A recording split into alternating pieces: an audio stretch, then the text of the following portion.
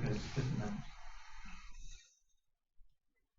¿Dónde ha tenido presencia Fibro? Bueno, Fibro tiene presencia alrededor de 112 países. Todos los que ven diario son los países donde tenemos presencia. Donde ven los puntos son los lugares donde tenemos manufactura o investigación y desarrollo. Tenemos plantas en Canadá, en Estados Unidos, en Brasil tenemos 3 plantas, en Israel tenemos una planta, y en Irlanda acabamos de adquirir una planta que es la que les digo sobre biológicos, que es de reciente adquisición, y vamos a estar también pues introduciendo unos ese segmento como les comento. Parte de los servicios de Fibro es que contamos con el laboratorio analítico más grande de la industria. Tenemos un laboratorio que se encuentra en Estados Unidos, donde se pueden realizar pruebas, análisis de materiales y es el más grande de la industria. Tenemos también nuestro servicio de programa de aseguramiento de calidad, que nosotros lo llamamos DQA, Dynamic Quality Assurance. Prácticamente todos nuestros productos de importación pasan bajo este proceso. Nos aseguramos de que este proceso cuente con los siguientes pasos de educación, revisión de procesos, análisis continuo de nuestros productos, identificación de peligros de nuestros productos y adaptabilidad de los mismos. No voy a entrar a detalle de todas las soluciones que manejamos, pero más o menos para su conocimiento, pues, en el caso de porcinos tenemos Stapar, que es la virginamicina, Terramix, que es oxitetracitina, Cerlimix, oxibendazol para el control de parásitos específicos, Mecadox para la prevención de infecciones digestivas, Noterramix, que es una combinación de neomicina con oxitetracitina, y también recientemente estamos participando con minerales orgánicos y levaduras. En las diferentes especies tenemos también las diferentes soluciones. En acuacultura también, bueno, aquí en la región no hay mucha acuacultura, pero también tenemos algunas de las soluciones en esas especies. Y prácticamente todas nuestras plantas y todos nuestros lugares donde tenemos producción de nuestros productos, contamos con las diferentes certificaciones, todas aquellas certificaciones que son reconocidas a nivel global. Así a grandes rasgos es una pequeña introducción de qué es Fibro, a qué nos dedicamos, dónde tenemos soluciones, y bueno, más adelante podremos platicar con ustedes para alguna duda o comentario adicional al respecto. Quisiera presentar al doctor Víctor Quintero, antes de arrancar con su plática. El doctor cuenta con una vasta trayectoria en patología sistémica y veterinaria, es consultor de diferentes empresas porcinas en México y Latinoamérica. Recientemente ha destacado también por su estudio y experiencia con la diarrea epidémica porcina. Y sin más preámbulo, quiero recibir con un aplauso al doctor Víctor para su presentación. Bueno, van a disculpar un poquito la voz, porque ahora sí que nos agarró la gripe a medio camino. Pero bueno, vamos a tratar de que salga bien los mensajes que queremos proporcionarles el día de hoy. Agradecemos a Fibro y a su distribuidor local SLI por la invitación a compartir algunos de estos conceptos de las nuevas enfermedades digestivas. Hablamos de nuevas, entre comillas, porque en realidad muchos de los agentes que estamos viendo en la actualidad, en realidad eran agentes que eran endémicos hace 20 años y que por una serie de cambios en la producción de los animales, en los sistemas que estamos manejando actualmente, en el esquema de medicaciones, en la densidad de población que manejamos, pues han resurgido y pues toman una nueva presentación, una nueva evidencia clínica, a pesar de ser pues durante mucho tiempo agentes controlados. Y por otro lado también estamos viendo la aparición de variantes de agentes. Los agentes no dejan de evolucionar, siguen cambiando, se siguen adaptando a las nuevas poblaciones de cerdos, y esto permite que haya nuevas variedades de algunos de estos agentes ya conocidos que nos están causando problemas clínicos de manera significativa. Entonces vamos a hablar un poco de esta evolución de los agentes, de esas enfermedades viejas que se han renovado, y también de lo que son enfermedades modificadas para la situación actual. Hay que recordar cuál es el efecto que tienen las enfermedades digestivas en los cerdos. Casi siempre, bueno, pues creo que nos hemos visto en otras ocasiones hablando de PIS, hablando de problemas respiratorios que normalmente nos ocupan una gran parte de nuestro tiempo. Sin embargo, el tema de la enfermedad digestiva es muy importante, ha cobrado relevancia en años recientes y no hay que olvidarlo porque es uno de los factores que más deterioran el rendimiento productivo y económico de los cerdos.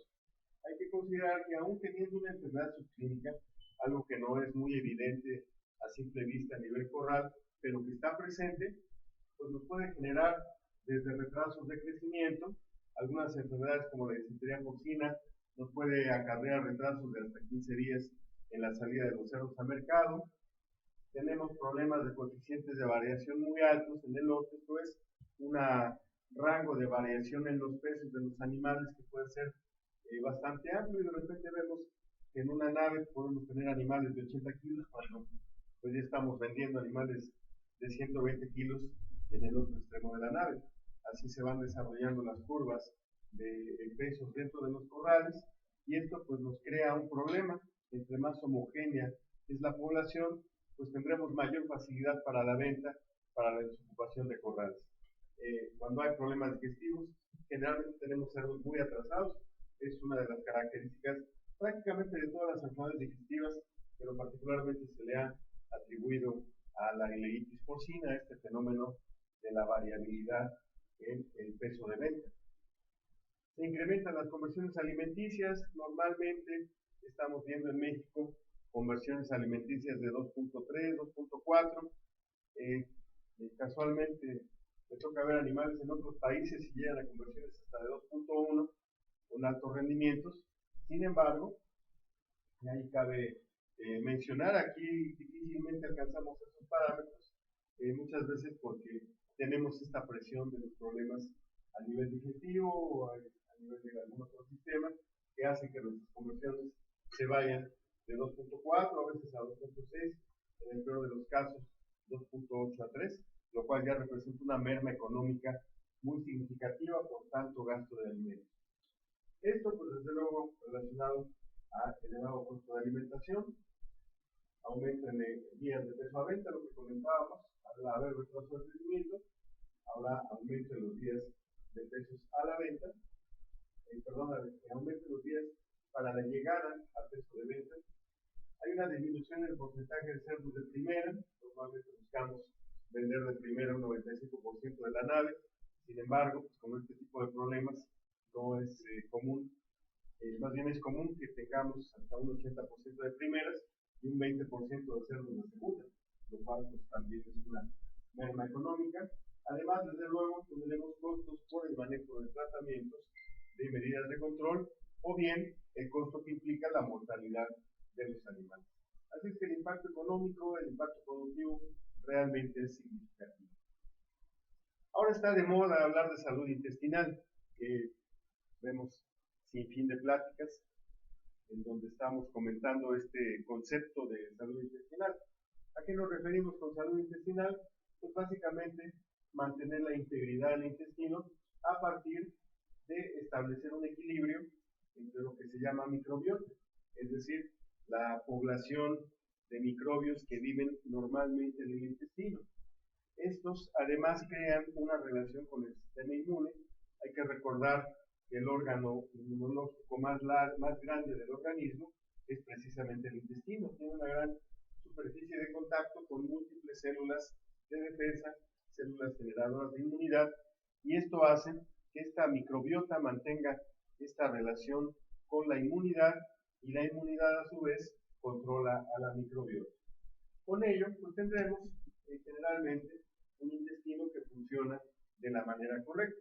Sin embargo, pues no siempre es una felicidad para los animales vivir en un corral, sobre todo que hay una serie de factores que pueden favorecer el crecimiento de floras negativas, de floras patógenas, y entonces perdemos este equilibrio en el intestino, este equilibrio de la microbiota, y empiezan a aparecer agentes patógenos.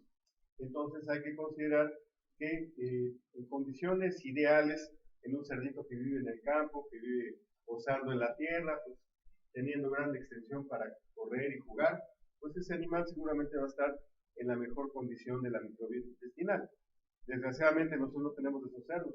Tenemos cerdos que viven en corrales de cemento, con una alta densidad de población, donde tienen que luchar para llegar al comedero, para llegar al bebedero. A veces el comedero no recibe alimento y entonces esto nos genera estrés.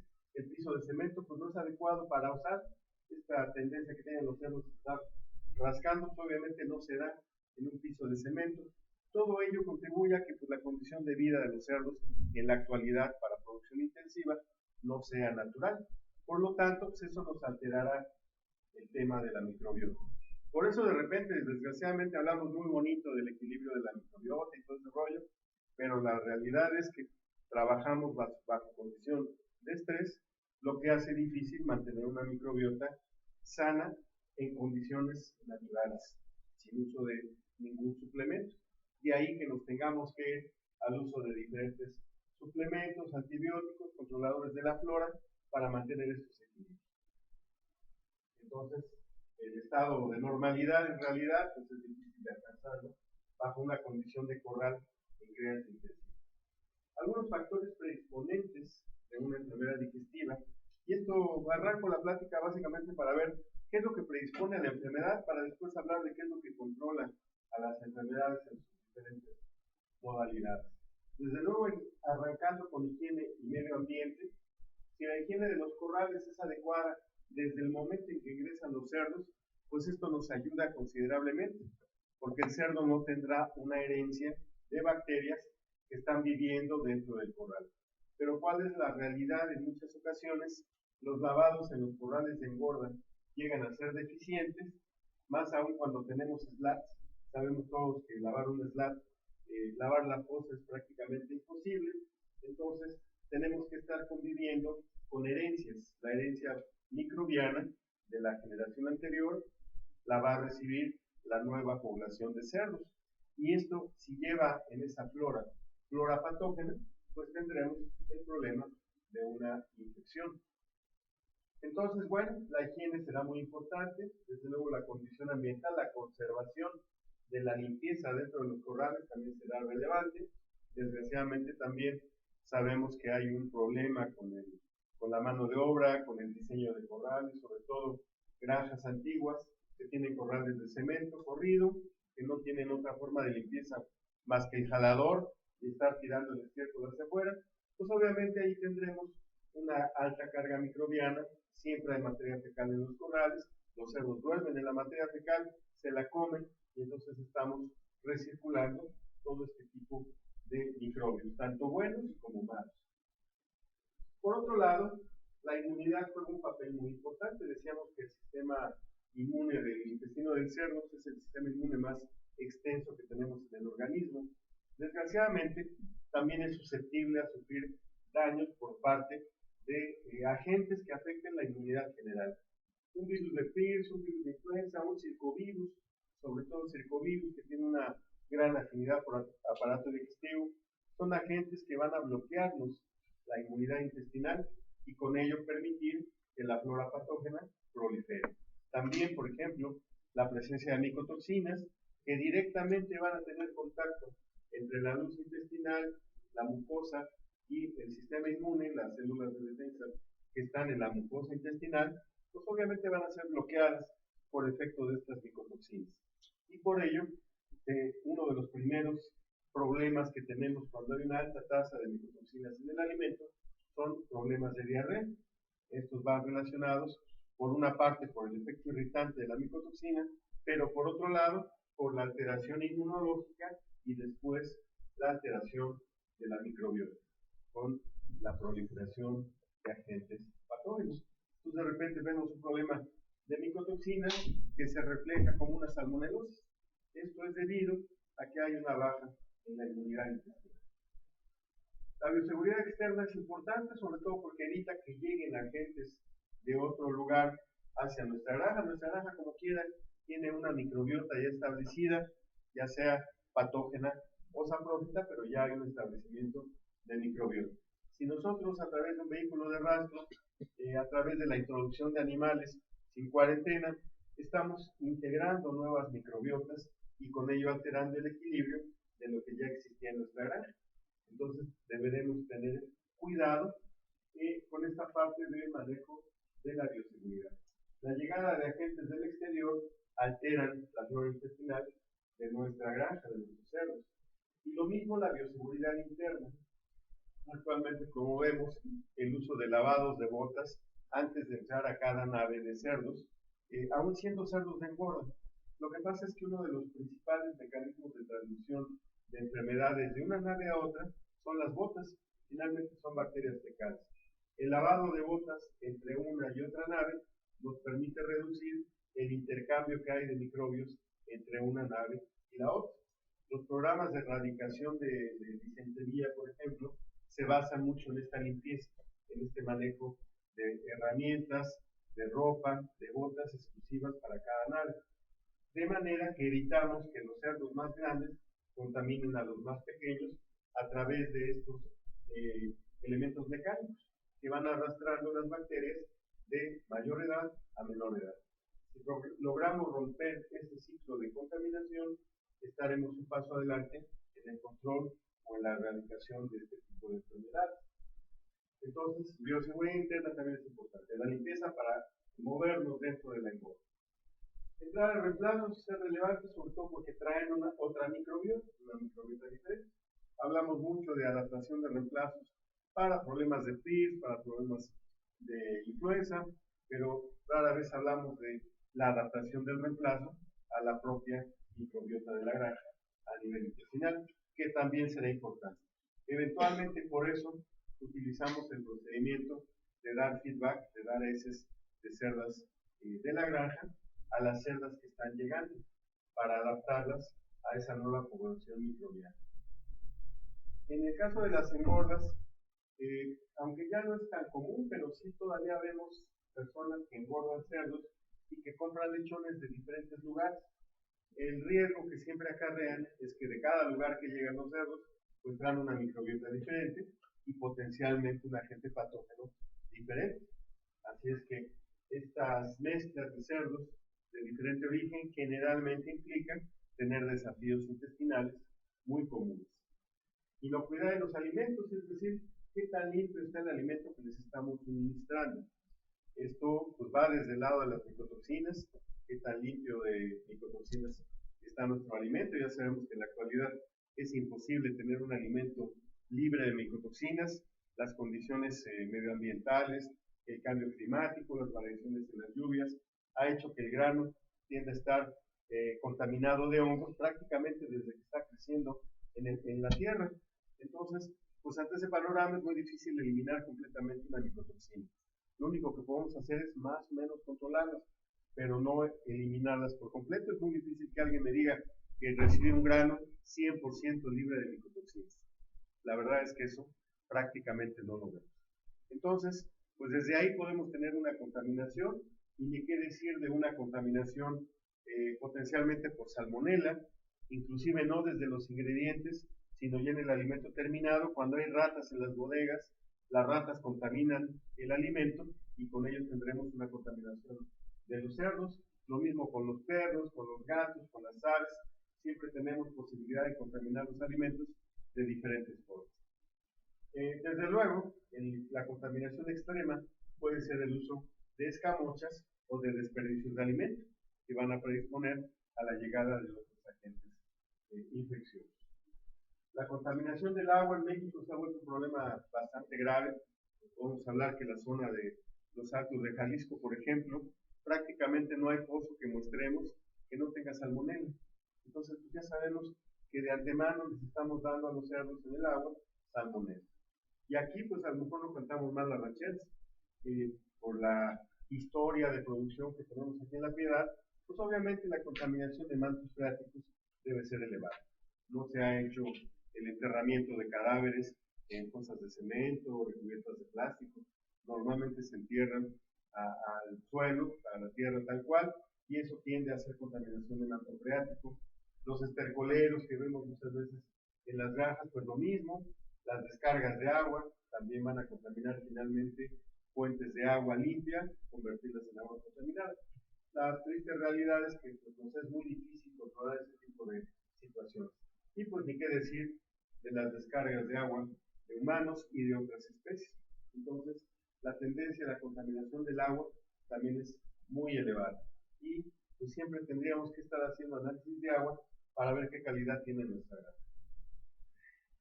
Y bueno, ya dentro de las naves, ya hablando propiamente de la limpieza dentro de las granjas,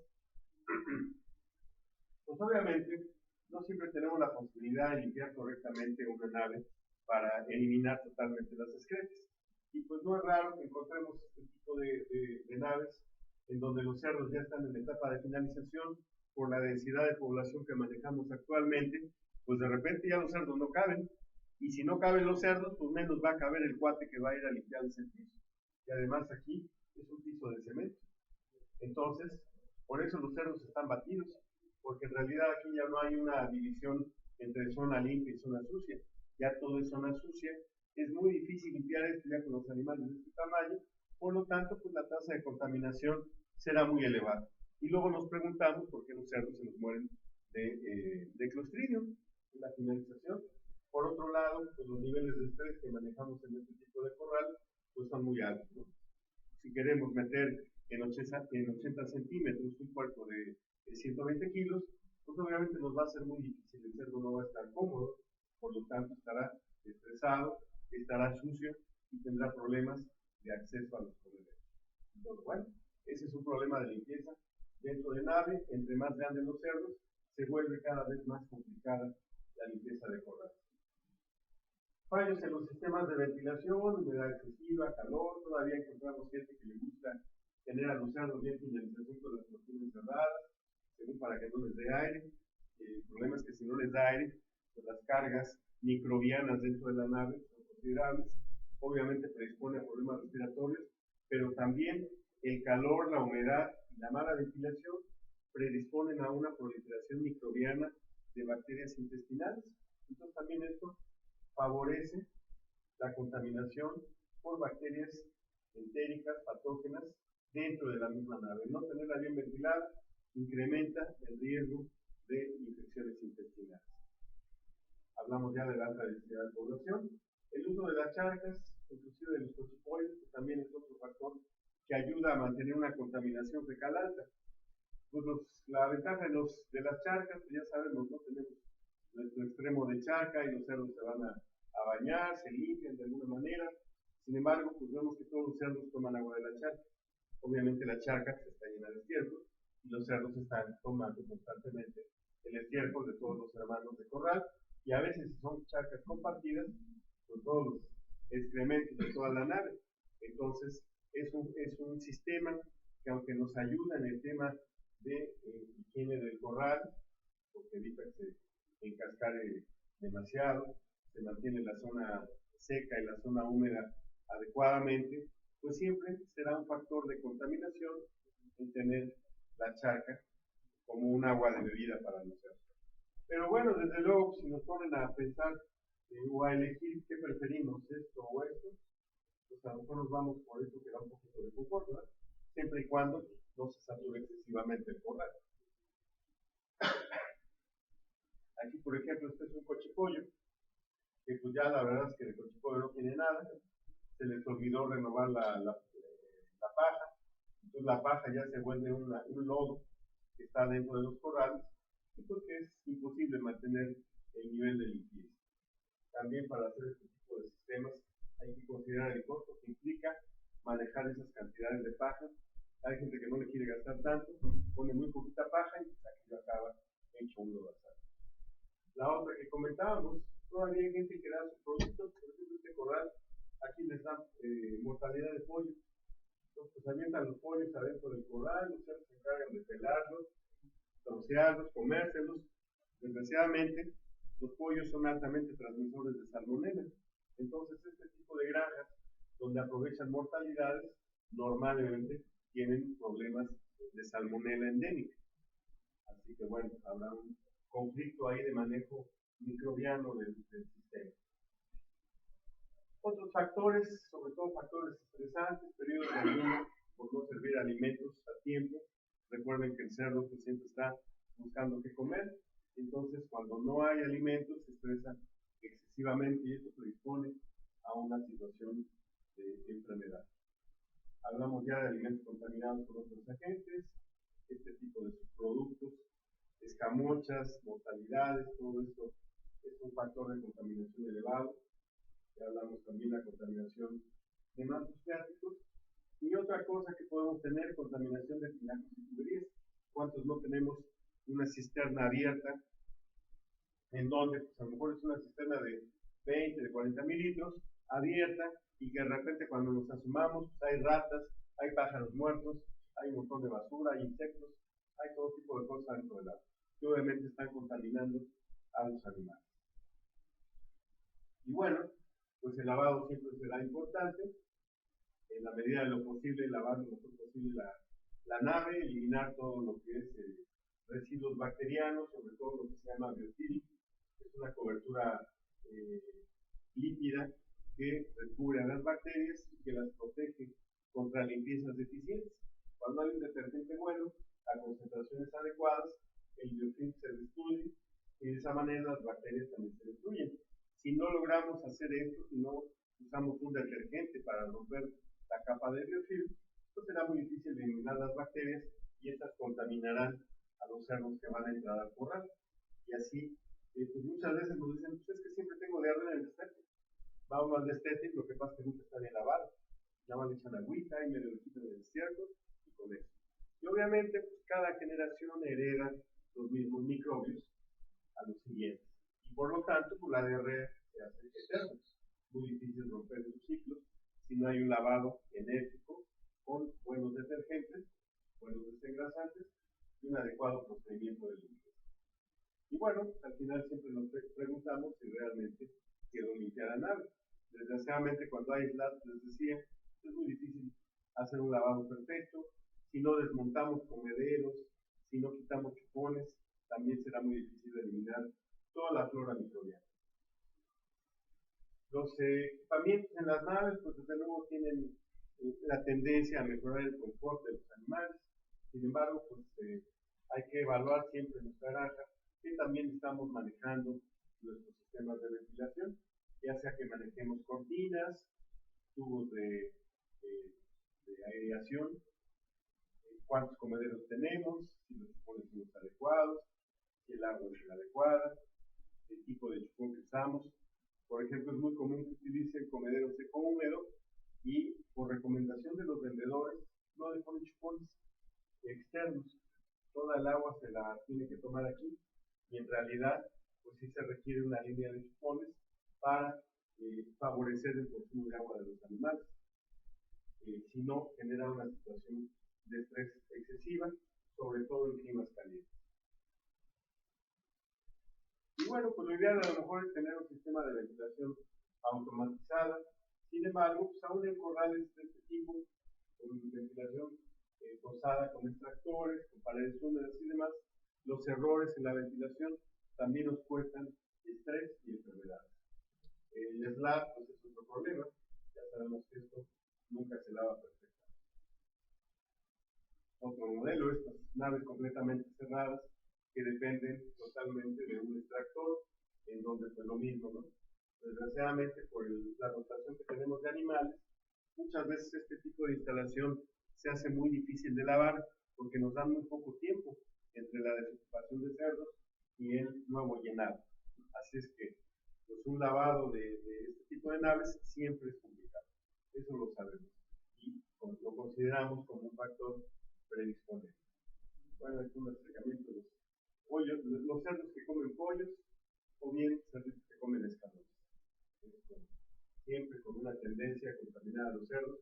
Y otras cosas, un detalle, por ejemplo, ahora que hablamos tanto de la peste porcina africana, se recomienda no dar escamocha porque uno de los factores de riesgo más elevados para la introducción de la enfermedad en México es que se utilicen escamochas de los aviones o de los barcos. Y en este caso, un avión que llega de un país en donde hay peste porcina africana y en el sándwich que dan en el avión pudiera venir jamón o algún producto de cerdo, ese desperdicio puede llegar a los cerdos del país, por ejemplo México. Si ese escamoche se le da a los cerdos, pues ahí estamos garantizando la contaminación de los animales. De esa manera es como se ha ido transmitiendo en el sudeste asiático la enfermedad. Ahí no depende de los jabalíes, depende de los desperdicios de alimento, que es lo que ha ido transmitiendo. Y siempre los brotes arrancan de cerdos de traspaso. ¿Por qué será? Porque esos cerdos comen desperdicios. Pues bueno, es importante hablar de eso, de la inocuidad de los alimentos. Pasando ya ahora sí a las enfermedades digestivas como tales, pues vamos a hablar de algunos signos generales que acompañan a la diarrea, que es el signo característico del problema digestivo. Además de la diarrea, que puede tener varios aspectos, varias tonalidades, que van desde el blanco hasta el amarillo, el verde, el rojo, el negro o grisáceo, dependiendo de los agentes involucrados, las consistencias también muy variadas. Pues además tenemos problemas de fiebre, sobre todo hay enfermedades que causan cuadros muy febriles, como puede ser el caso de salmonela, que usualmente como es una septicemia, va asociada a un proceso febril, anorexia, hay una reducción o pérdida del consumo de alimentos, algunos casos también presentan vómito, hemos visto lo de la diarrea epidémica con vómito aún en cerdos de engorda, observamos vómito en el caso de las salmonelas, deshidratación, esto dependerá de la pérdida de líquidos que observemos en los animales, las disentería, porcina, las infecciones por braquispiras producen deshidrataciones rápidas y severas porque hay una pérdida de líquidos muy importante a nivel del intestino grueso. Esas son las que predisponen a una mayor deshidratación cuando la diarrea se origina en el intestino grueso. Podemos tener eritremas cutáneos, es decir, enrojecimientos, hemorragias o pequeñas lesiones cutáneas que van asociadas a septicemia, sobre todo en el caso de salmonelas, lo mismo que la neumonía que puede estar relacionada con salmonela, la salmonela septicémica da cuadro neumónico. Los signos nerviosos pueden estar relacionados sobre todo con enfermedad del edema asociada a E. coli, y actualmente hemos visto un repunte de enfermedad del edema con problemas nerviosos en cerdos post-estéticos. El estrechamiento rectal está muy asociado sobre todo a diarreas crónicas, en donde el recto se ulcera, se va fibrosando, se va estrechando y ocasiona que los cerdos sufran problemas de estreñimiento o bien se obstruyan completamente. Y bueno, esto es una causa finalmente de esto. El signo característico del problema digestivo, la diarrea, decíamos, es una pérdida de líquidos a través de las heces. Esa es la definición característica de la diarrea, una materia fecal con una cantidad anormalmente alta de líquido. Este líquido puede provenir de diversos puntos. Podemos tener diarreas originadas en el intestino delgado, en donde el problema es que no hay una adecuada absorción de nutrientes. El intestino se engrosa, se va perdiendo la capacidad de absorción, y entonces parte del agua de la ingesta y agua que sale del intestino, porque normalmente tenemos secreción de fluidos. Recordemos que en el aparato digestivo entra jugo gástrico, entra bilis, entra jugo pancreático, entra de la misma mucosa intestinal diferentes líquidos que sirven para regular las descargas de electrolitos, de algunos factores enzimáticos.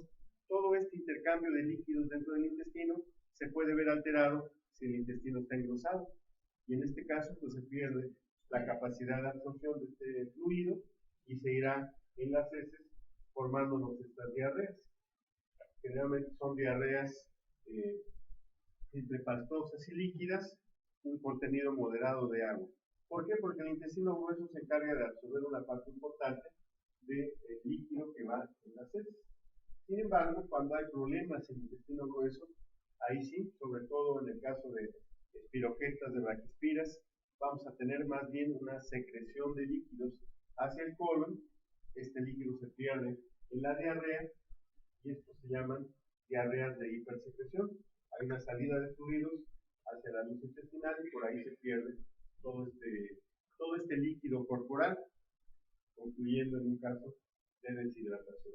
También podemos tener pérdida de sangre, y en este caso pues no solamente estamos teniendo pérdida de fluidos, sino pérdida francamente de sangre que va a ocasionar anemia de los cerdos. El caso característico, desde luego, es disentería porcina. Sin embargo, problemas de ileitis, problemas de salmonela, también pueden ocasionar diarreas con sangre.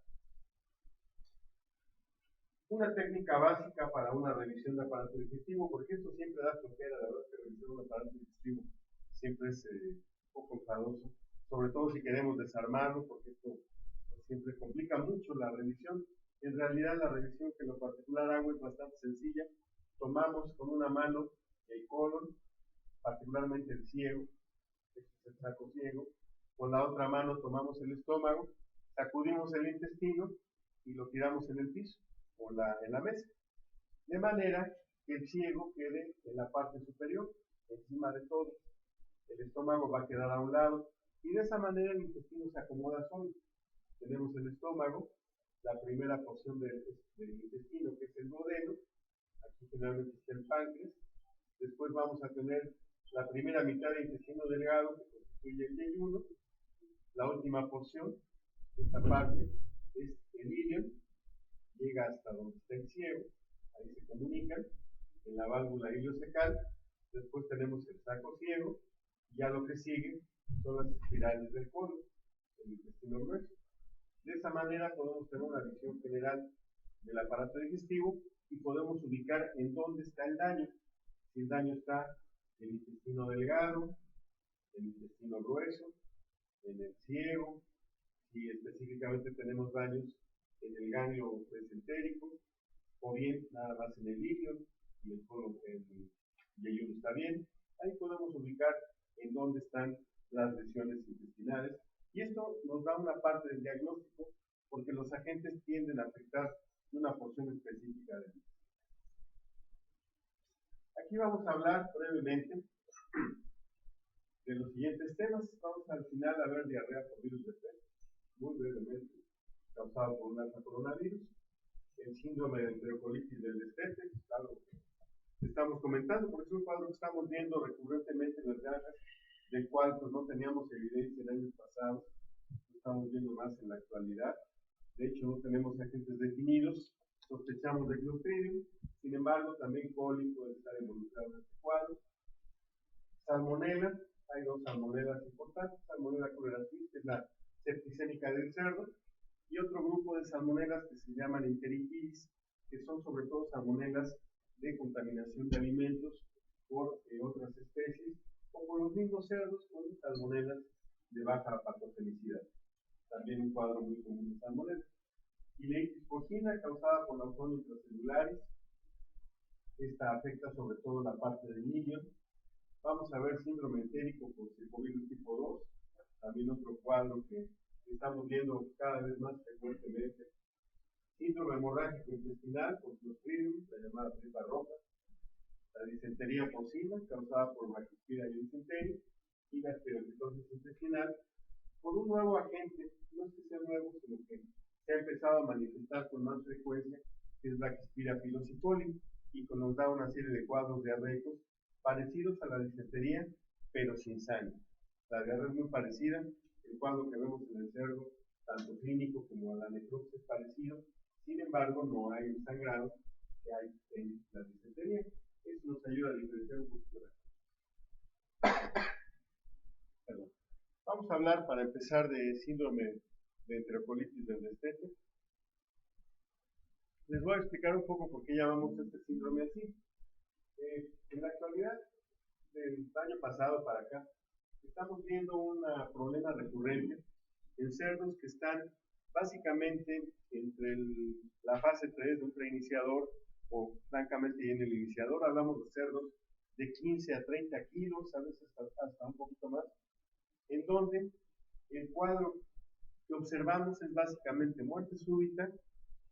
Vemos que la condición corporal de los cerdos es buena, la mortalidad puede ser elevada, pues la cantidad de cerdos que estuvieron en ese día en esta granja, y todos tienen más o menos la misma característica a nivel del tracto digestivo.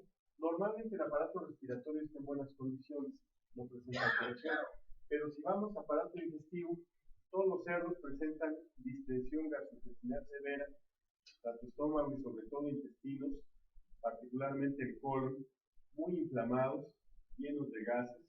Vean en este cerdo, las asas del colon severamente distendidas, inclusive parte del resto del intestino.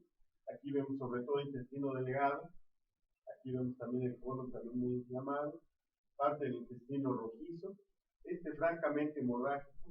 Aquí sí podríamos decir que es una especie de tripa roja, lo mismo a lo mejor en alguno de los cerdos de por acá. Todos vean que tienen la misma característica. Mortalidad importante, normalmente en el propósito de estos, pues se nos va el 5 al 10% de los cerdos. Difícil de controlar, se han probado varios antibióticos y no hay una respuesta tan drástica en la mayor parte de ellos, de los antibióticos que convencionalmente usamos. Un antecedente que siempre tenemos, eso sí, normalmente son cerdos que vienen de haberse utilizado mucho antibiótico para control de PIRS y de Haemophilus parasuis.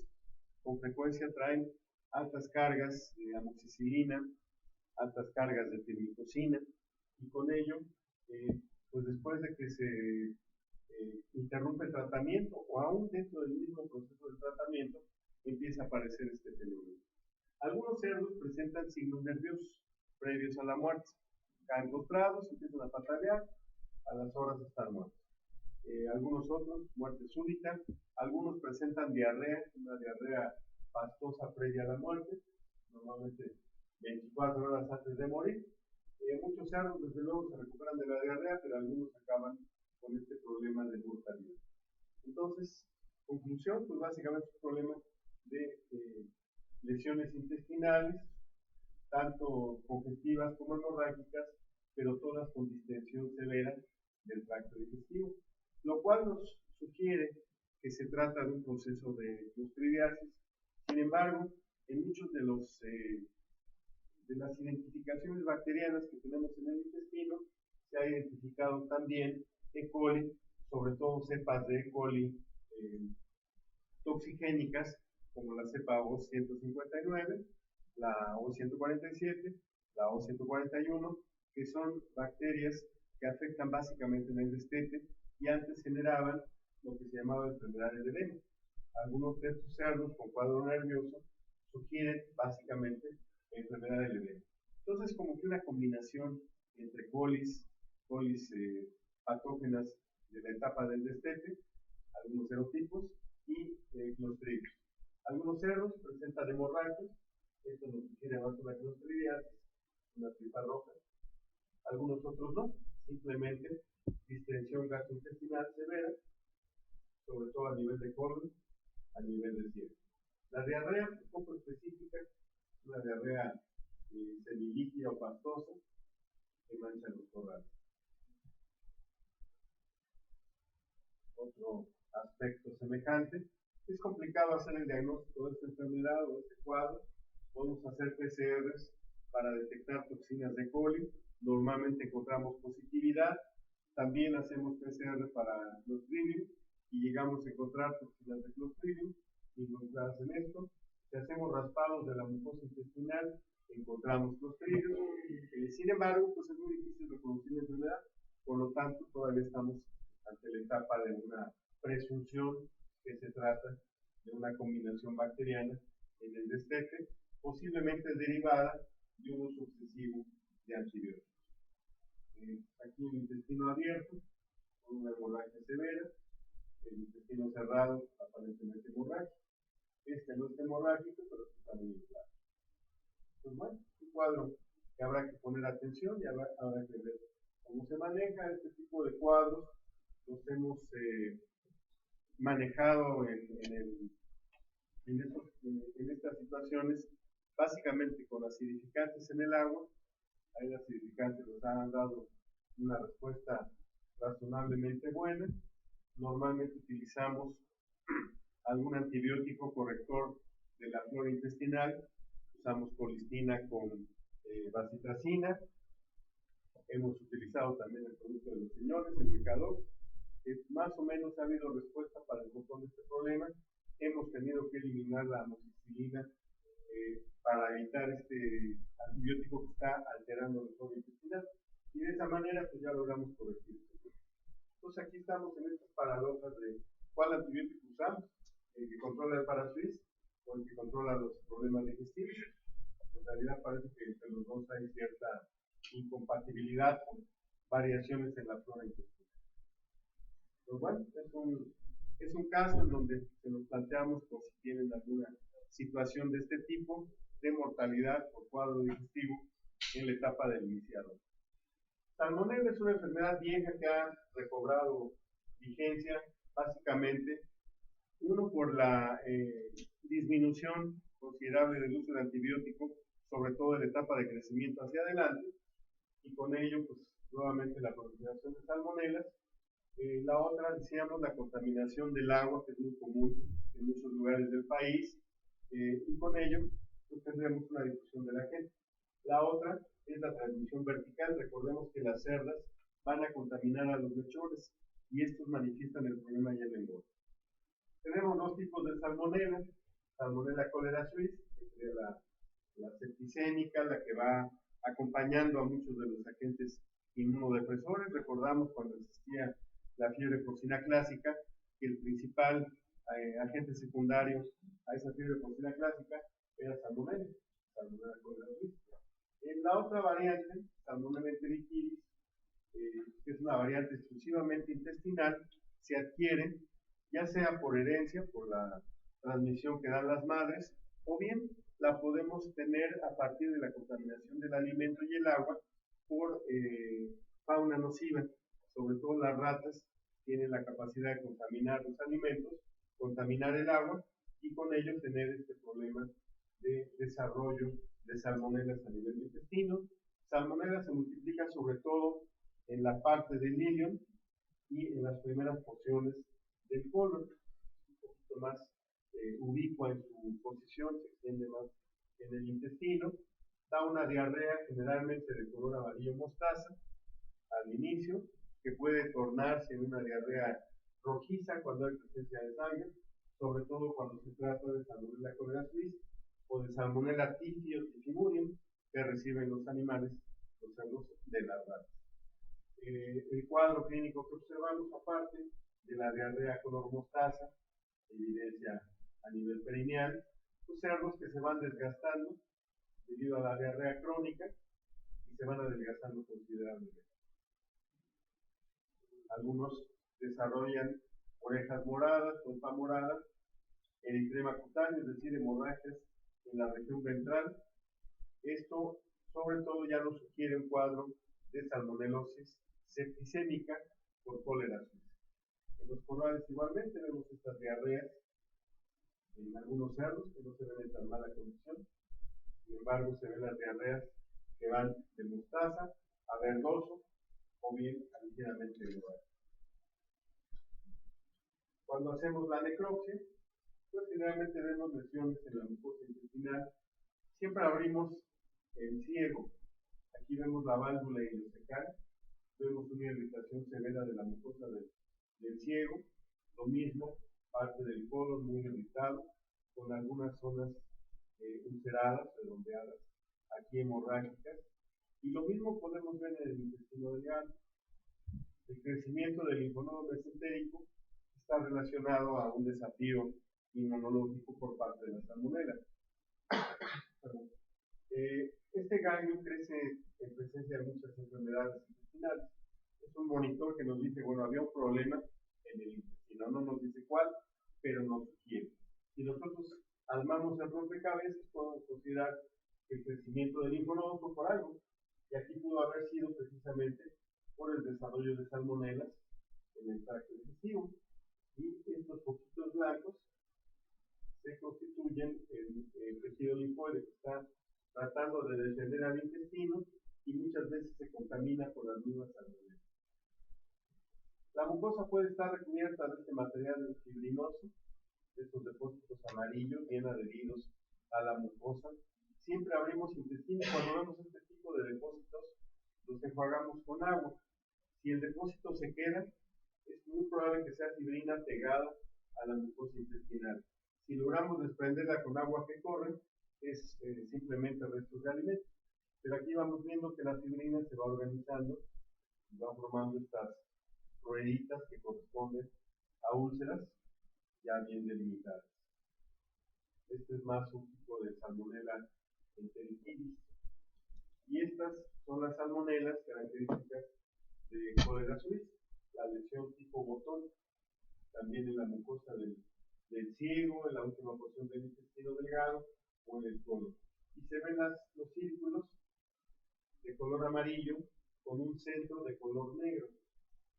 En realidad este es un desprendimiento de la mucosa intestinal. La parte del intestino se necrosa, se destruye, se desprende y se recubre después con este material inflamatorio, este material que se llama fibrina, que va a recubrirnos las zonas ulceradas. En la parte media queda negruzca por la necrosis, pero la parte amarilla corresponde al exudado inflamatorio, tratando de defender la mucosa intestinal. Cuando vemos muchos de estos botones, pues estamos en este cuadro de salmonelosis por Salmonella cólera suiza. Otras lesiones que da Salmonella cólera suiza, hemorragias en los ganglios linfáticos, inclusive estos que son los submandibulares, muy hemorrágicos. Las tonsilas también pueden verse hemorrágicas. El hígado es afectado, generalmente vemos focos de necrosis, estas manchas blancas en diferentes puntos del hígado. También vemos edema del conducto biliar. Las salmonelas tienden a irse hacia la vesícula biliar y a los conductos biliares del hígado. Por eso un cerdo que se recupera de salmonela nunca se cura por completo, nunca elimina la gente. Siempre la bacteria va a estar en alguna parte del hígado. Generalmente o en la vesícula, o en los conductos mayores, o en los canalículos que están dentro del hígado y que van a darnos este tipo de foco necrótico. Entonces, importante el hígado que queda lesionado. Otra lesión característica en el hígado es la presencia de hemorragias o úlceras dentro de la vesícula biliar, que aquí son zonas en donde se está manteniendo la bacteria y está creciendo sobre la mucosa. Entonces, siempre que sospechamos de salmonela, revisamos vesícula biliar e hígado. Otra lesión importante en Salmonella cólera suiza, el aumento del tamaño del vaso. Vean aquí el largo del cerdo, prácticamente el vaso abarca casi toda la cavidad torácica y abdominal del cerdo, una esplenomegalia considerable. Esta es una lesión bastante característica de Salmonella septicémica. También me dirá que se parecen a las que han visto de peste porcina africana. Y bueno, la verdad es que Salmonella septicémica es muy parecida en lesiones a peste porcina africana. Hemorragias en ganglios, hemorragias en necrosis hepática, necrosis en el intestino y sobre todo estos vasos gigantescos. En las cerdas también es muy común cuando mueren de salmonela el vaso muy aumentado de tamaño. El diagnóstico pues, obviamente requiere un aislamiento bacteriano. Confirmamos la presencia de salmonela, sobre todo utilizando la vesícula biliar. Aquí podemos hacer un aislado prácticamente puro de salmonela.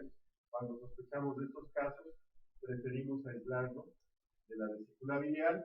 A veces tomamos muestras de intestino o bien de hisopos rectales en animales vivos y ahí podemos observar o aislar a la gente.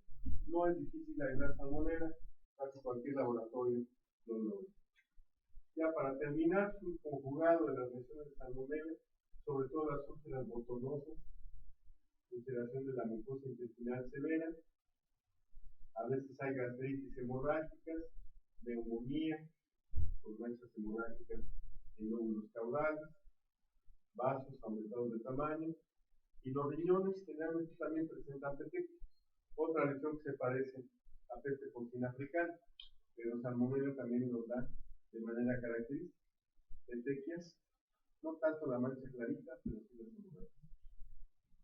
Bien, este es el caso de salmonella. Salmonella, pues el control básicamente es limpieza de instalación, purificación del agua. Hay que tratar de clorar el agua para reducir las cargas de salmonella. Como tratamiento de salmonella ayuda la acidificación.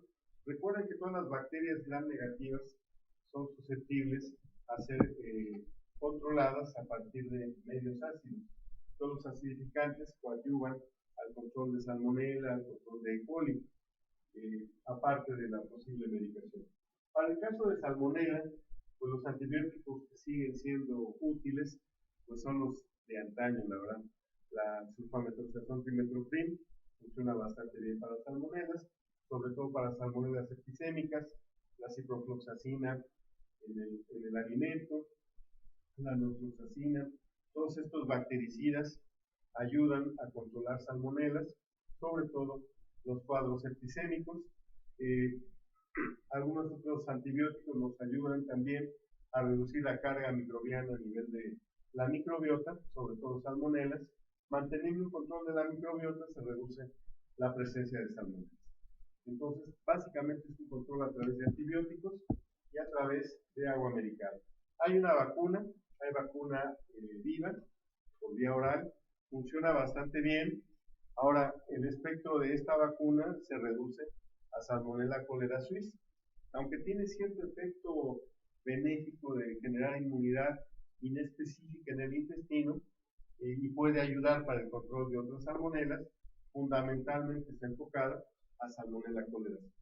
Ahí sí funciona muy bien en granjas endémicas donde los brotes de salmonela son recurrentes. Así es que ahí sí pueden considerar el uso de esta vacuna, y yo creo que se justifica bastante bien, y ya posteriormente, en el caso de un brote, pues el uso de antibióticos. Otra cosa, el mantener una población de la microbiota regulada también reduce la incidencia de salmonelas. La microbiota mantiene suprimida la salmonela cuando ésta está en equilibrio, cuando funciona bien. Otra enfermedad que se ha vuelto muy relevante y que pues, de hecho se controla muy comúnmente con antibióticos es la ileitis porcina. Esta es causada por la Ausonia intracellularis. Esta es una bacteria que se ubica específicamente en la parte del hígado, en la última parte del intestino delgado. Ahí le gusta a la bacteria multiplicarse, desarrollar engrosamientos intestinales muy considerables, y con ello reducen la capacidad de absorción de nutrientes del intestino. Los cerdos no se ven afectados tanto porque haya una presencia de toxinas ni alguna otra sustancia semejante, a diferencia de salmonela. Salmonela afecta porque libera toxinas y las toxinas dañan la mucosa intestinal. La Ausonia no, lo que hace es inducir una proliferación de la mucosa intestinal y esta se va engrosando y se reduce con eso la capacidad de absorción. Y lo que se ve en consecuencia es un cerdo que no digiere adecuadamente el alimento. La diarrea generalmente es así, en forma de pastosa, formando estos que le llamamos panques, son como panquecitos que se van quedando en el piso. Y bueno, cuando deshacemos el panquecito, observamos que hay mucho material no digerido, hay muchos restos de grano que están parcialmente digeridos, lo que nos está indicando que la digestibilidad del alimento se reduce por efecto del engrosamiento de la mucosa intestinal, que por otro lado, pues reduce su capacidad de absorción. El efecto final, pues es esta variación en el crecimiento de los cerdos. Puede ser que metamos cerdos parejos y a lo largo de 2 o 3 meses, lo que dura la engorda, empezamos a ver unas variaciones muy grandes en el crecimiento de los animales. Y obviamente pues, los afectados serán los que presentan cuadros diarreicos. Esta es la característica de la lesión causada por la Ausonia. Este engrosamiento en forma de mucosa de lavadero de la mucosa intestinal, particularmente en la mitad del intestino delgado, en la última mitad. Aquí vemos otra imagen. Y lo que vemos siempre, además del engrosamiento del intestino, es que el contenido va a presentar alimento mal digerido. Realmente vemos muchos restos de alimentos. Esto pues, nos está indicando que hay una mala digestión desde la parte superior del aparato digestivo, y vemos además un fluido espumoso que nos está sugiriendo que no hay una adecuada absorción. los intestinos se ven muy inflamados, pues esta va a ser ilustrativa para ubicarnos que los intestinos se engrosan considerablemente por una respuesta inflamatoria muy severa en la mucosa intestinal. Esto de hecho es la forma de diagnóstico confirmativo de una lawsonia. Además ya tenemos pruebas de PCR para identificar a la bacteria en una muestra de materia fecal. También tenemos serología, sin embargo, cabe mencionar la Lawsonia intracellularis es parte de la microbiota normal. Prácticamente todos los cerdos en todos lados del mundo tienen la Lawsonia intracellularis como parte de su microbiota. ¿Por qué se desarrolla la Lawsonia intracellularis? El uso excesivo de antibióticos, sobre todo para problemas respiratorios, tiende a incrementar la posibilidad de que la Lawsonia prolifere. La Lawsonia la podemos controlar básicamente con antibióticos del grupo de los macrólidos, con tirosina, con tiamulina, con lincomicina. Con este tipo de antibióticos logramos un control bastante razonable de la Lawsonia, quienes favorecen su proliferación porque matan a la microbiota competidora. Y entonces la Lawsonia queda como la principal, como la más fuerte, porque el antibiótico que se usó no era el adecuado para ella. Por ejemplo, animales tratados con amoxicilina, con sulfas, con enrofloxacinas, con ciprofloxacinas. Este tipo de antibióticos que afectan a las salmonelas no afectan a las Lawsonias, que solo son susceptibles a ese otro grupo de antibióticos tipo tiamulina, tirosina, lincomicina. Entonces, cuando hacemos nuestros manejos antibióticos, debemos considerar a quién vamos a matar y a quién le vamos a ayudar. Entonces, un tratamiento de largo plazo con antibióticos para respiratorios de ese tipo nos puede generar un problema de ileitis. ¿Qué es lo que hacemos? Pues a veces como parte del manejo para equilibrar la matanza de microbiota respiratoria y digestiva, pues usamos algunos antibióticos macrólidos combinado con algunos antibióticos para vía respiratoria y con ello mantener un control de todos lados. Por ejemplo, si queremos controlar micoplasma y queremos controlar ileitis, pues a lo mejor el antibiótico de elección sería una tirosina o una tiamulina. Con eso estamos inhibiendo el crecimiento de bacterias respiratorias como micoplasma y de bacterias intestinales como la Lawsonia. Entonces habrá que equilibrar nuestra selección de antibióticos. Hay unas variantes de presentación de Lawsonia intracellularis que eventualmente se presentan. No es lo común, son más bien casos raros. Por ejemplo, este tipo de enteritis, le llamamos enteritis necrótica. A lo mejor va a ser un poco diferente a lo que dice aquí de enteritis necrótica. Esta es causada por Lawsonia. Esta de acá vamos a ver que es causada más bien por un Clostridium. Este es un caso raro derivado de una ileitis, en donde la mucosa intestinal se necrosa probablemente por efecto de algunas otras bacterias y se presenta este depósito de fibrina. Entonces hay una fibrina que recubre la totalidad del intestino. El intestino se ve como una manguera de goma, arrugado, duro y rígido, la luz intestinal muy pequeña, crecimiento de los linfonodos mesentéricos. Esto es lo que se llama enteritis necrótica. La verdad es que es un caso muy aislado entre miles de cerdos. No es algo que veamos comúnmente. La otra cosa que sí se llega a ver con frecuencia es la enteropatía proliferativa hemorrágica. Esta afecta sobre todo a cerdas de reemplazo. En el reemplazo, de repente, la cerda presenta un cólico, dolor abdominal agudo, cae muerta, la revisamos a la necropsia, encontramos el intestino hemorrágico, pero sobre todo la parte del ilion. Y en el ilion encontramos coágulos de sangre. La diferencia que hay entre una tripa roja causada por Clostridium y una enteropatía proliferativa hemorrágica son dos aspectos. El primero y más importante, en la enteropatía proliferativa hay un coágulo de sangre. En el caso de Clostridium, la sangre no está coagulada, la sangre está líquida y de color rojo oscuro. ¿Por qué? Porque las toxinas de Clostridium licúan a la sangre. En cambio, la Lawsonia no le hace nada a la sangre. Produce una hemorragia en la mucosa intestinal, pero la sangre se coagula perfectamente. Esa es la diferencia más importante. La otra es que el intestino está engrosado cuando es enteropatía proliferativa, por eso así se llama. Un intestino engrosado, arrugado, con el coágulo de sangre. Lo que pasa es que muchas veces nos confundimos cuando vemos mortalidad en reemplazo y por resulta que pensamos que es tripa roja, pero puede ser ileitis. O lo contrario, a veces nos hablan de que se trata de un cuadro de ileitis, la mortalidad en engordas, cuando en realidad se trata de tripa roja. Ahí siempre hay esa ambigüedad en el diagnóstico. Y la verdad es que pues, llegamos a ser un poco confundidos, pero bueno, a lo mejor esta imagen les ilustra de cómo es realmente una enteropatía proliferativa hemorrágica. El cerdo obviamente muere anémico, pero lo interesante son los coágulos que encontramos en el intestino delgado. ¿Cómo controlamos la ozonia intracelular? Pues ya dijimos, a partir de antibióticos del grupo de los macrólidos, son los más específicos para la ozonia. La otra posibilidad de control es a través de vacunas. En algunos países donde ya el control de antibióticos es muy estricto, donde ya no se permite la medicación de crecimiento en adelante, normalmente se están utilizando más bien vacunas.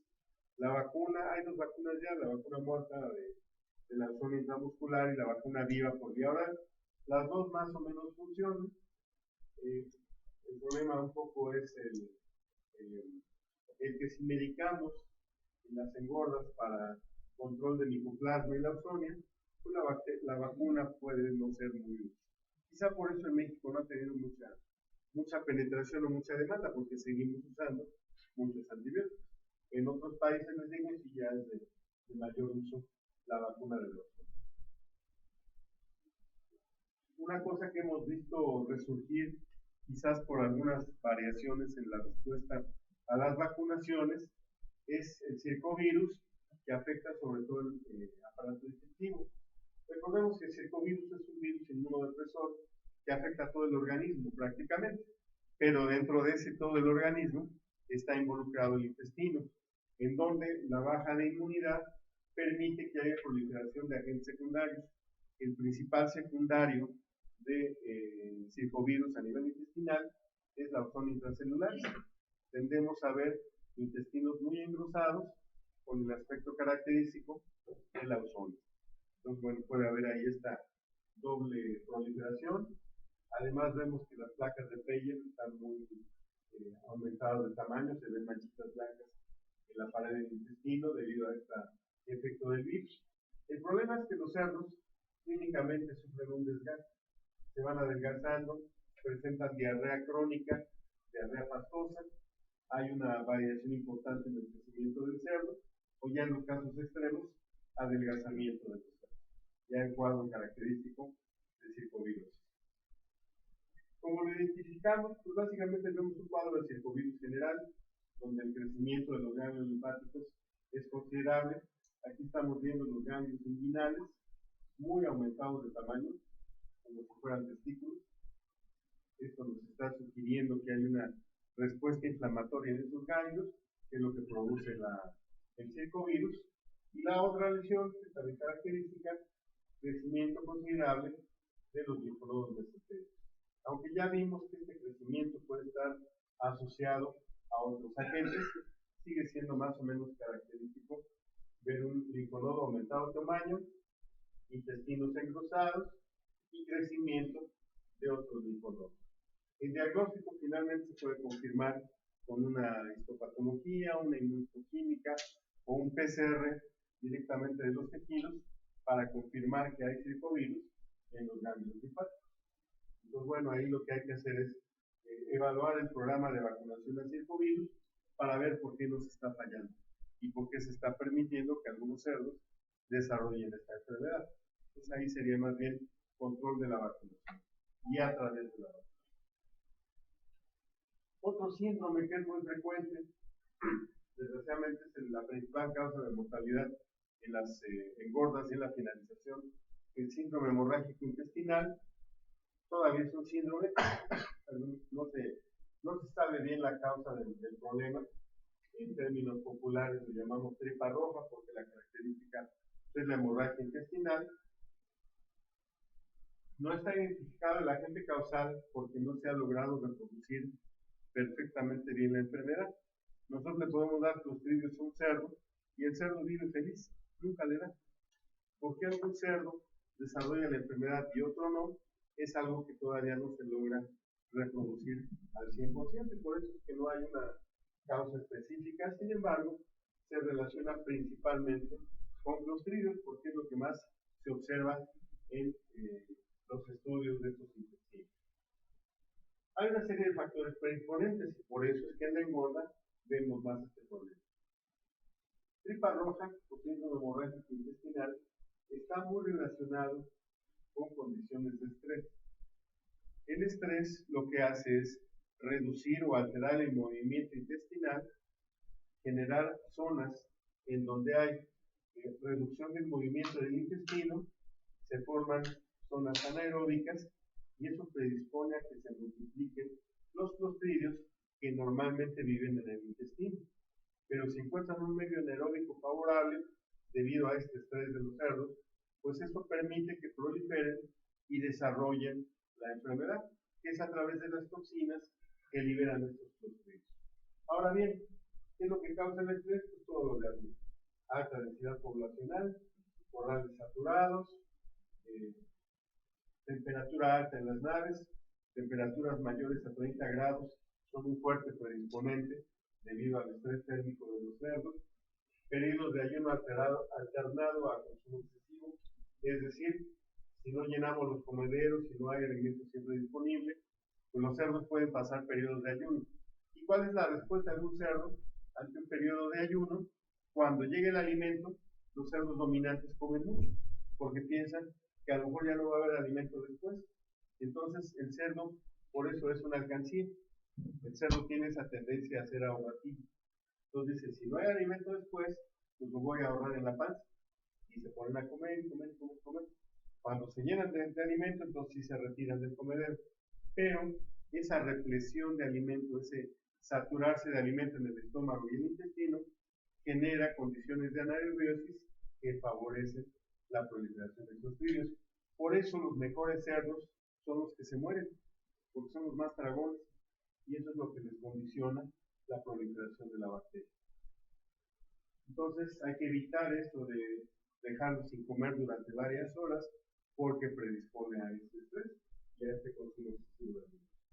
También las dietas altas en soya. La soya tiene una serie de factores que se liberan como parte de esta carga proteica que contienen, al desdoblarse en el estómago y en el intestino, generan factores tipo amoníaco, y esto favorece también la proliferación de bacterias. Normalmente ya en las dietas de finalización se utiliza más bien aminoácidos sintéticos.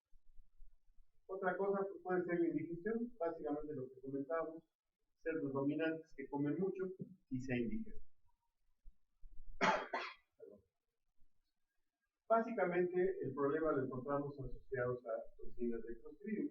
Las toxinas de Clostridium se producen durante la multiplicación de la bacteria a nivel del intestino, se producen en grandes cantidades muy rápidamente. El Clostridium también produce mucho gas, por eso generalmente los intestinos están inflados, se inflan muy rápidamente. Y bueno, las toxinas además destruyen la sangre, son hemolíticas. Por eso es que la sangre en el intestino la vamos a ver licuada. Normalmente no vemos coágulos, vemos sangre líquida a todo lo largo del intestino. Y es muy característico abrir el intestino y se ve el chorro de sangre. Hay diferentes tipos de clostridium, en realidad no se han identificado todos. Se supone la presencia de algunos Clostridium perfringens, Clostridium novi, son los que vienen de una vacuna, pero además pues, se piensa que puede ser Clostridium chauvei, otro tipo de Clostridium perfringens, sobre todo bacterias que producen la enterotoxemia de los borregos, que también están en los cerdos, que pueden ser otro factor detonante. La característica, intestinos hemorrágicos, a veces una porción del intestino, a veces todo el intestino. La generación de gases que tiene la bacteria y la alta cantidad de del líquido que genera, además el efecto hemolítico, es lo que nos da la característica clínica. Los cerdos que mueren por Clostridium, si a alguno les ha tocado ver en los corrales, son cerdos que empiezan a chillar, como si tuvieran un dolor agudo. A los 2 minutos se desploman muertos. Y si los dejamos 1 hora, pues tienden a inflarse.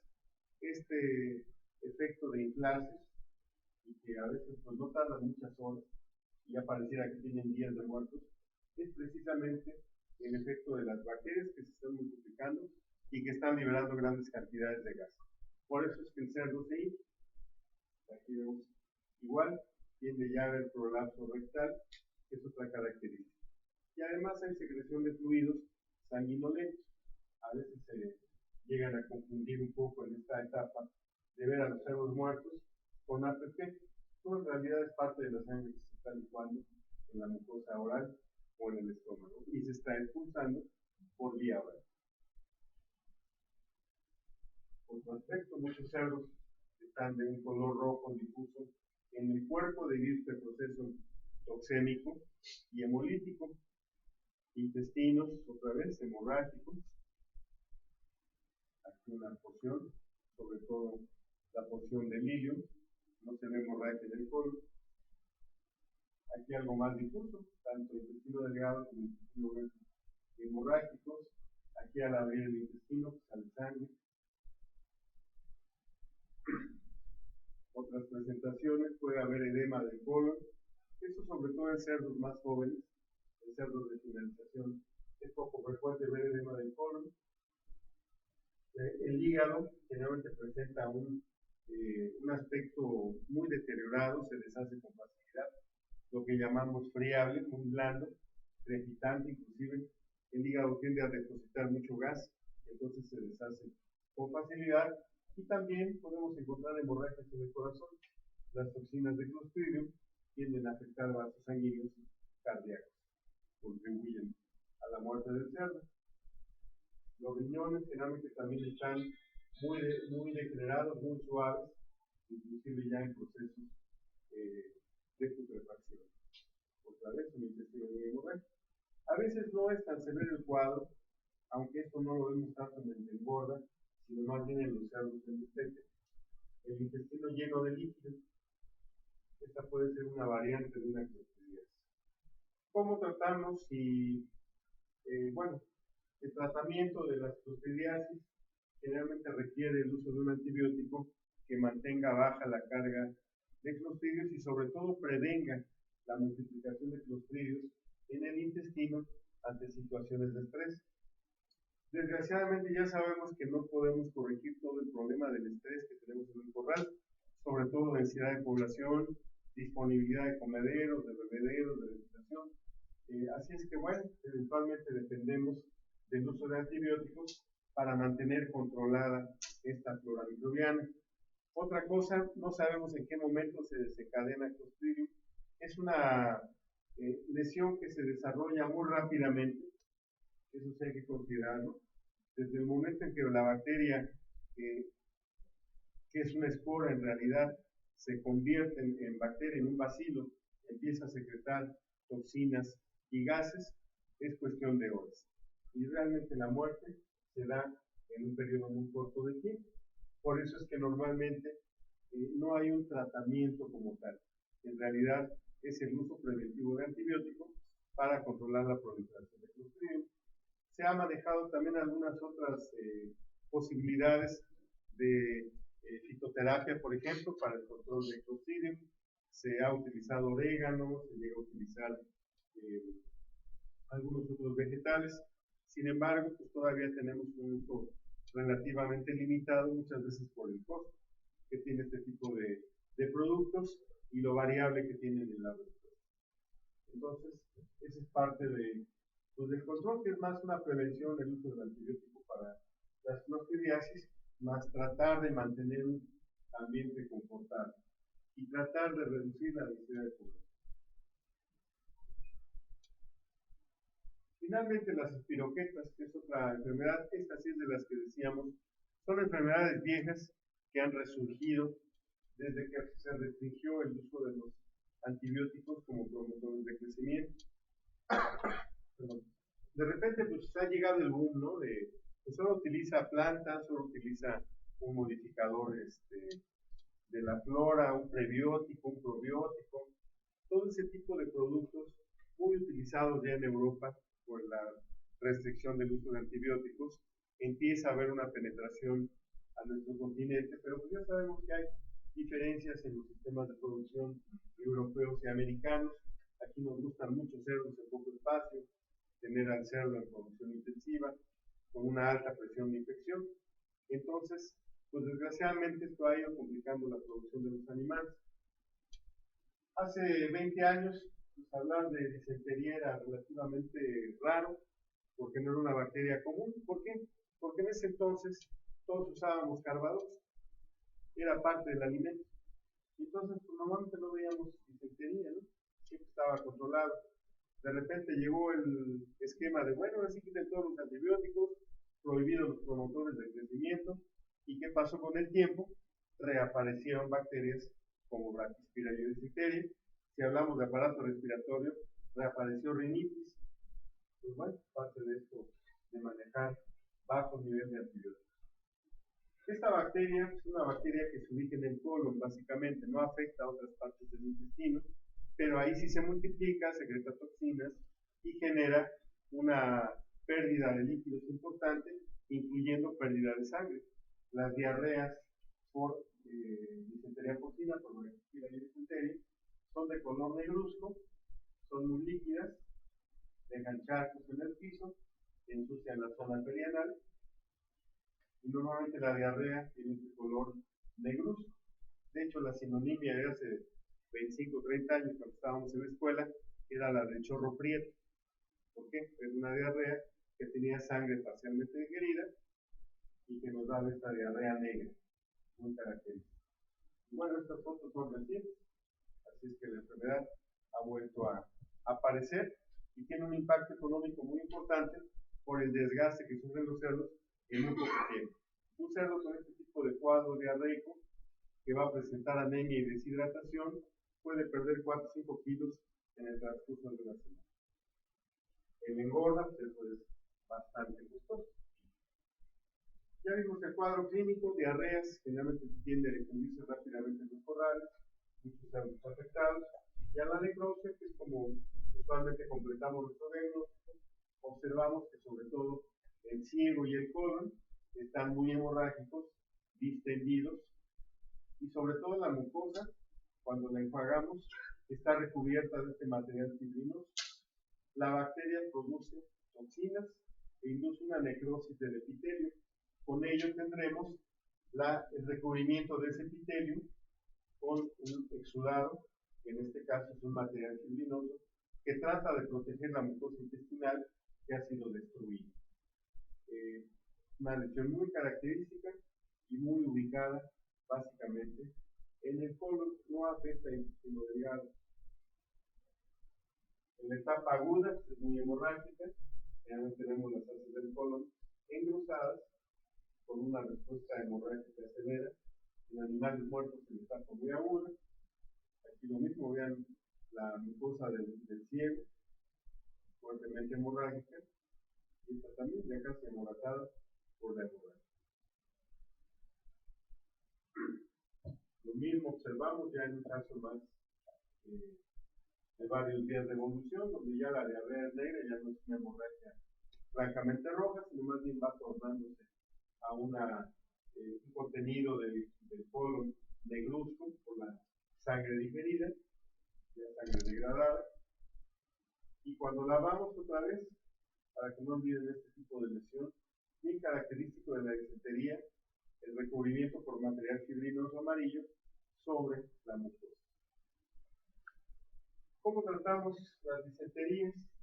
Pues la verdad es que hemos regresado a lo que usábamos antes, así es que nuevamente en muchos sistemas, en muchas granjas en las que trabajamos, hemos retomado el uso del Carbadox, sobre todo en las primeras etapas del cerdo, tratando de reducir la carga microbiana que va a tener o que pudiera tener hacia el final. De esa manera mantenemos un control pues más o menos adecuado de las cargas de braquispira que podemos tener en el intestino. Existen otros antibióticos que pueden ayudarnos en el tratamiento. Desgraciadamente, recordemos, muchas veces esto ya ocurre en la etapa de desarrollo, de finalización, donde ya estamos limitados en el uso de antibióticos, pero puede servirnos una tiamulina, una tirosina. Lo que sí les recuerdo, si vamos a tratar un problema de disentería con tirosina o con tiamulina, necesitamos utilizar el doble de la dosificación. Si normalmente utilizamos 100 partes por millón de tiamulina, para control de braquispiras requerimos 200 partes por millón. En el caso de la tirosina, utilizamos 220 partes por millón. A la dosis normal, prácticamente no le hacemos ni cosquillas. Requerimos dosis altas para el control de este tipo de problemas. El alquinol tiene un uso limitado, también lo hemos utilizado como terapia, sin embargo, no tiene tan buena respuesta y también requerimos utilizar dosis muy elevadas, 300 partes por millón de alquinol para medio controlar un problema de disentería. Entonces, bueno, hay que tomarlo en cuenta y pues el mejor manejo es la prevención desde las etapas tempranas en el crecimiento del cerdo. Y un primo hermano de braquispira biodisenteria es braquispira filosicoli, que también apareció a raíz de la eliminación de antibióticos y ahora se ha vuelto una bacteria incidente. Esta no nos da una diarrea negra, nos da una diarrea café. También ocasiona desgaste de los cerdos. También se van viendo los charcos de diarrea en los corrales. Puede afectar todas las edades, sobre todo de media engorda hacia adelante. Deja los cuartos traseros manchados, la zona perineal. Y pues más que nada el desgaste de los cerdos es lo que se va observando. Tiene una baja mortalidad, así es que esta enfermedad tiende a ser más bien subclínica o crónica. Y lo que vemos a la necropsia, pues básicamente distensión del tracto digestivo y sobre todo distensión del colon, saco ciego, con algo de exudado en la superficie.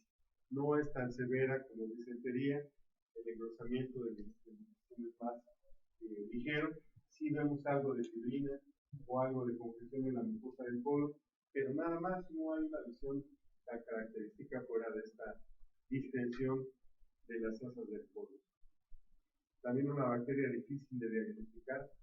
Hay que mandar al laboratorio muestras de intestino o muestras de contenido intestinal para tratar de ubicar braquispira filosicoli. Pero bueno, es de las que se consideran de baja virulencia. Lo que pasa es que causa baja mortalidad, pero sí ocasiona retraso de crecimiento y aumento de la conversión alimentaria. Ya para terminar, pues otro que se nos ha quedado como agente dentro de los destetes y las engordas es el virus de la diarrea epidémica y el delta coronavirus. Un cuadro diarreico más bien de diarrea líquida, amarilla o verdosa, que vemos en corrales de engorda. Esto básicamente después de brotes de diarrea epidémica en los sitios 1, en los lechones, en donde pues, los cerdos pasan a las engordas contaminados y pues los van contaminando la instalación. Desgraciadamente este tipo de virus es bastante difícil de eliminar, requiere varios periodos de lavado en varios llenados de la nave para controlar, y es más fácil en la engorda porque los cerdos duran más tiempo. En los destetes, donde el cerdo dura 7 semanas, se nos vuelve un poquito más complicada la limpieza. Ahí sí es donde se ha vuelto endémico. En las engordas normalmente se presenta después del brote de diarrea en los sitios. Y se controla, pues normalmente por sí mismo es un control a partir de la inmunidad que desarrolla el cerdo contra el virus. Lo que sí nos ocasiona es una merma en el peso. Los cerdos pueden perder de 3 a 5 kilos por efecto de la diarrea y es básicamente un problema de deshidratación. Se recuperan cuando les damos algo de suero oral y con ello recuperan los líquidos palmitos. Entonces, bueno, no es un caso grave, pero es un caso común en las granjas. Bien, con esto terminamos. Muchas gracias por su atención. Nos quedamos atentos.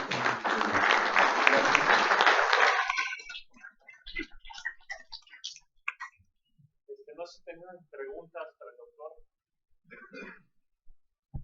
Adelante, doctor. Una pregunta, ¿dónde están tipificando el poli o dónde manejan PCR? Bueno, ahí tenemos podríamos decir un convenio, pero es un servicio de IPRA, que es el que nos toma los tarjetas. Aquí en la pista tipifican 1 o 2, y en Yasa, en Puebla, tipifican el O157. Ese es interesante porque es zoonótico, pero bueno, zoonótico para los gringos.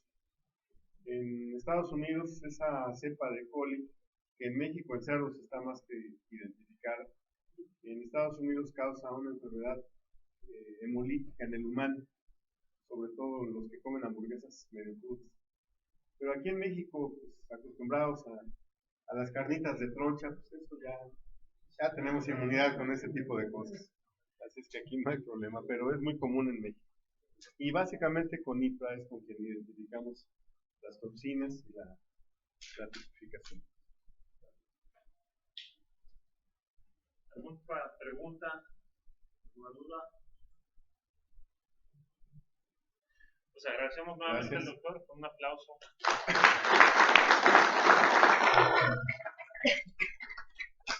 La siguiente plática va a ser impartida por el compañero Luis Hernández, él es médico veterinario zootecnista, tiene una maestría en nutrición y una especialidad en producción porcina. El tema va a ser sobre la situación regulatoria de carbados en México.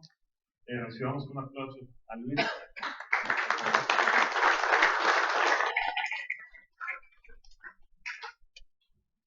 Buenas noches. Gracias. Muchas gracias al doctor por la plática. Es para nosotros importante que conozcan cuál es la situación regulatoria de esta herramienta que por muchos años se utilizó y que han pasado varias cosas y que la mayor percepción que tienen todos es que ya no se puede utilizar o que está prohibido. Entonces, les voy a explicar qué es lo que ha pasado y por qué deben de tener seguridad de lo que lo pueden utilizar sin ningún tipo de sanción. Entonces, les decía que la molécula está autorizada y la única restricción que tiene es un periodo de retiro de 42 días. Les voy a decir por qué existe la confusión. En julio del 2018 se publicó en el Diario Oficial de la Federación una lista de sustancias prohibidas. Previo a que se publicara esta lista, nosotros presentamos en la Zagarpa todo el dossier, cartas de asesores, de clientes, justificando el uso del producto y que no causaba daño en los animales o en las personas.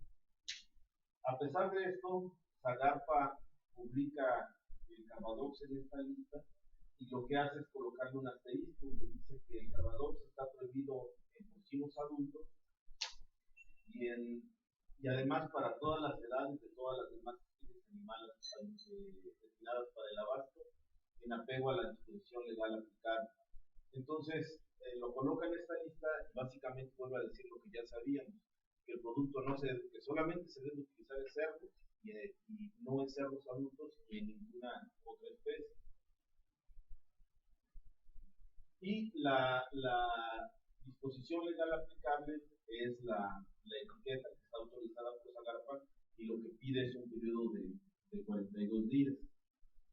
Entonces, como esto causó mucha incomodidad para la mayoría de usuarios del producto, lo que hizo el PAINO es solicitar una aclaración a Zagarpa pidiendo que explicara que si el producto podía seguir siendo utilizado, podría seguir siendo importado y utilizado por los clientes sin caer en ninguna sanción o en algún problema. Y esto fue el 26 de julio, entonces fue posterior a la publicación del 13 de julio. Y lo que responde Zagarpa es que antes estábamos regidos por una clasificación de productos de acuerdo al peligro que tenían, Carbadox estaba como restringido para cerdos, y lo que dice es que tanto la disposición nueva como la anterior están alineadas y se puede seguir utilizando. Todavía más allá de eso, todos estos documentos están disponibles para ustedes, no hay ningún problema, los pueden tener a su alcance. Y todavía esto aún en septiembre del 2018 hicimos otra carta pidiendo que Zagarpa aclarara, en este caso para el producto que tenemos, que es de 14%, y pidiendo que en específico fuera muy claro que el producto podía ser utilizado en cerdo. Entonces, la respuesta que tuvimos es que se encuentra clasificado como restringido y es únicamente usado en cerdos en la primera etapa de producción, y que la indicación que está contenida en el etiquetado de los productos continuarán siendo vigentes, tanto conservan las características en las que se produce. Entonces, si ustedes ven una línea del tiempo, pues verán que en el 2012 teníamos la restricción del producto, en el 13 se hace la lista de sustancias prohibidas, donde se coloca el producto con un asterisco, y tenemos dos documentos de Zagarpa posterior a estas fechas, donde aclara que la molécula se puede utilizar y que en específico el producto se puede utilizar. El producto tiene toda la documentación de Zagarpa para que pueda ser utilizado, y la única restricción es el periodo de 42 días. Otra cosa que pasó en el mercado es que hubo desabasto y las personas pensaron que el desabasto estaba en función de que el producto estaba prohibido. En realidad lo que pasó es que la mayoría de productos venían de plantas de China, y el gobierno chino cerró estas plantas porque no cumplían con los lineamientos que pedían de contaminación y de protección a los operadores. Entonces, el cierre de estas plantas coincidió justamente en semana con la publicación del diario oficial de la Federación. Entonces, muchas personas pensaron que la escasez de producto era porque ya estaba prohibido. Y lo que pasaba con estas plantas es que pues, el producto, la calidad del producto era variable y vino el desabasto. Entonces, nosotros continuamos con el producto disponible porque la planta donde lo producimos es en Canadá. Lo que les puedo decir es que si a ustedes les ofrecen otro producto, ustedes verán que la apariencia no es la característica del producto. El color amarillo que tiene es diferente, es un color más pálido, y les ofrecemos con nosotros directamente o con el equipo de Dr. Francisco, que podemos hacer un análisis y que ustedes vean los resultados. Entonces muchos clientes también nos dicen, no, es que me vendieron, pero el producto ya no sirve. La realidad es que es un producto que es falso, que no es Carbadox. Entonces, nosotros mantenemos con disponibilidad del producto porque se produce en la planta de Canadá. Aún así, si ustedes tienen dudas de la información que se presentó a Zagarpa, se han hecho muchos estudios duplicando o triplicando la dosis, utilizando durante semanas, durante meses, tanto en primates como en ratas, y el producto no causa ningún tipo de patología, no causa neoplasia. Entonces es seguro para utilizarlo tanto con los animales como para la carne que se produce, como a los operadores de granja y de planta. Finalmente les platico esto de forma rápida. El producto, cuando se da al cerdo, sufre cambios y rápidamente se transforma en una molécula que se llama QCA, que es la que se evalúa. Les decía, este producto no es carcinogénico, y en general la legislación tanto de México como de otros países pide que el nivel sea de 30 partes por millón de esta molécula, que son cantidades muy pequeñas. Esto es reconocido para la OMS y rige para muchos países, Estados Unidos y Japón. Entonces, si ustedes ven, desde 2 días de retiro, que se puede encontrar cero de retiro, no se va a encontrar nada en gusto. Donde se llega a ver residuos es en hígado. Y el tiempo de retiro de 42 días es donde se llega a encontrar 8 partes por millón. Y recuerdan que yo les había dicho que el límite que pedían era 30. Entonces, el uso del producto dando los 42 días da mucha seguridad de utilizarlo. Y más que este producto muchas veces se pone poco para los primeros alimentos de los animales o como terapéutico. En realidad el producto, les puedo decir que es muy seguro. Tenemos varios clientes que exportan a otros países y jamás se ha tenido contaminación de canales ni de concesión ni nada. Y pues pensamos que es importante porque es una herramienta que es muy valiosa para el control de enfermedades entéricas y aparte de las observaciones que hizo el doctor clínica, esto es interesante, en el intestino, esto está publicado, el producto alcanza una concentración de 4.5 partes por millón. Y si ustedes ven la concentración mínima inhibitoria, que es, digamos, la capacidad que tiene el producto para controlar enteropatógenos como E. coli, Lawsonia, Salmonella, son valores de 0.04, 0.10, 0.62. Entonces quiere decir que pues, el producto es eficiente porque el intestino se alcanzan concentraciones mayores a las que se necesitan para controlar muchos de los patógenos que el doctor nos hizo el favor de explicar.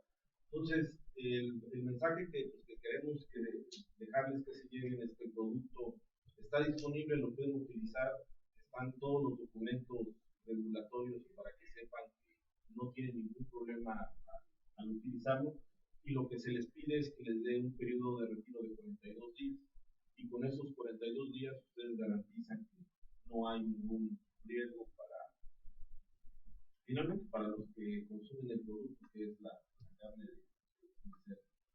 Y esa era el resumen, la información que les queríamos dar, que supieran que no hay problema en su utilización.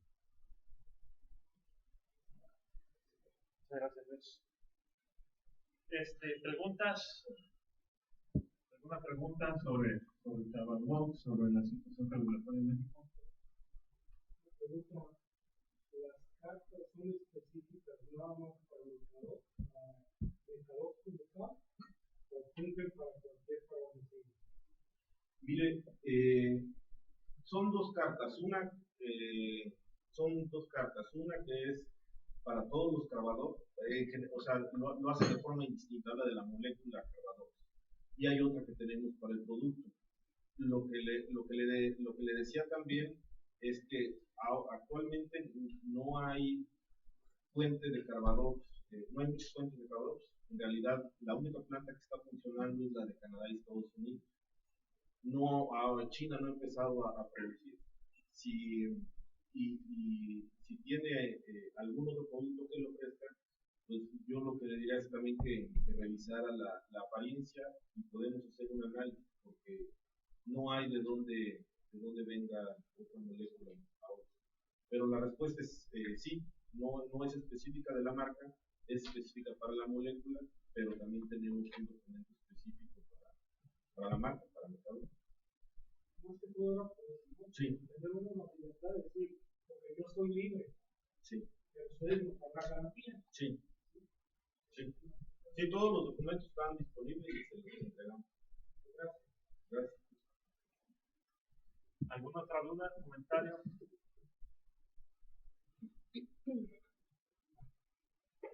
Pues agradecerle a Luis. Muchas gracias. Participación, también agradecerle al doctor, a los ponentes por su participación. También agradecerle a Francisco, a Ingrid por el apoyo para poder hacer esta actividad, este evento. Y pues esperamos estar en contacto con ustedes, estarles brindando más soluciones, seguir haciendo este tipo de actividades, de pláticas que las hacemos pues con la finalidad de brindarles información, de mantener actualizados a ustedes. Los invitamos, tenemos un pequeño convivio aquí abajo en el kiosco, habrá algo de bocadillos, algo de bebida, entonces los invitamos a que se queden con nosotros un rato. Y Paco, no sé si quieras mencionar algo. antes de terminar. Gracias por su asistencia. Esto está disponible, los documentos están disponibles. Tengan la confianza de que el producto está bien regulado. No estamos haciendo nada ilegal, al contrario, ¿no? Y si tienen por ahí algún producto que diga que es Carbo 2, pues hay la metodología para demostrar si eso no es. ¿Verdad? Entonces, hay la forma de hacer las cosas. Yo les agradezco mucho su presencia y lo esperamos ahí abajo un ratito de todo el tiempo. Muchas gracias a todos.